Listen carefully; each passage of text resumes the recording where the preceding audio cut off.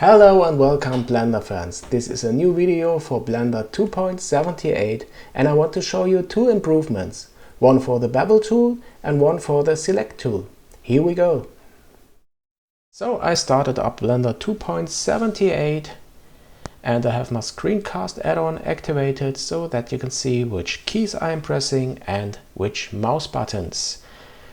First of all, let's switch to the edit mode and enable edge selection.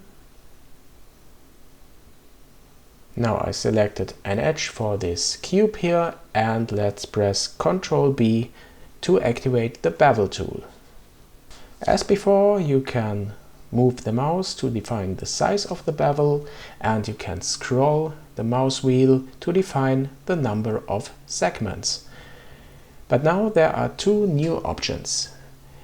When you press the S key, then you can't change the size of the bevel anymore, but you can type in the number of segments you want to have for this bevel precisely via your keyboard. That's a pretty cool feature. And after that, I could press the P key. I do this now, press P, and now I move the mouse, and now you can see you can change if the bevel is pointed inwards or outwards. Also really nice in my opinion. Again, let's select the upper edge here, press ctrl B, move it, press S, and now I press 6 on my keyboard and I have 6 segments for my bevel. You can work really precisely now with this Bevel tool. Great feature. Okay, let's come to the next improvement, which is also very cool. This is for the selection tool, and now let's add some edge loops for this model. Switch to edit mode, press ctrl R, move the mouse wheel and add some edge loops. Okay, like this.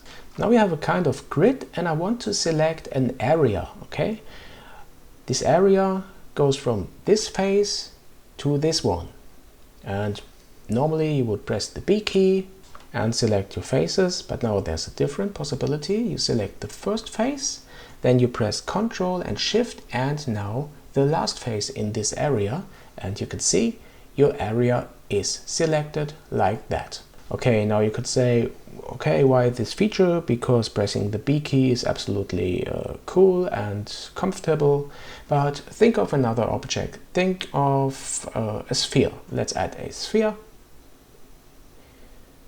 Like that, switch to edit mode, and if I want to select an area from a surface like this, then it's a bit harder to use the B key to select this area, a rectangular area on this sphere, you know.